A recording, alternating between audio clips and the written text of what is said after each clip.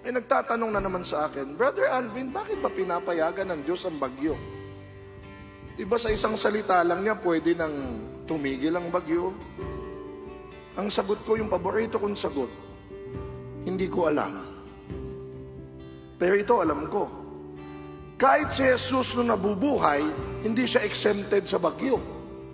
Binagyo nga siya nung nasa bangka sila sa gitna ng dagat, naalala nyo? At kasama niya yung mga kaibigan niya habang bumabagyo. At ano ginagawa niya? Natutulog.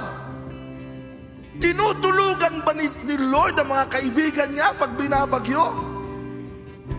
O sinasabi niyang, hey, kasama niyo ako. At pagkasama niyo ako, kaya niyong tulugan ang bagyo. Hindi ko papayagan na may mangyari sa inyo.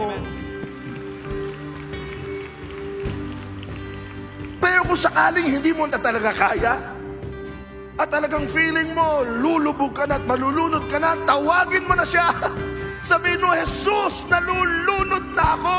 Nalulunod na ako sa utang. Nalulunod na ako sa problema sa pamilya. Nalulunod na ako sa anxiety, depression ko. Panginoon, gising! At ang kaibigan mong ito, babangon. At sasabihin niya sa bagyo, tumigil ka. At magkakaroon ng kapayapaan, kagalingan at himala sa iyong buhay pamilya, sa iyong kalusugan, sa iyong pinansyal na buhay, sa iyong personal na buhay. Gisingin mo, kaibigan mo, tawagin mo siya.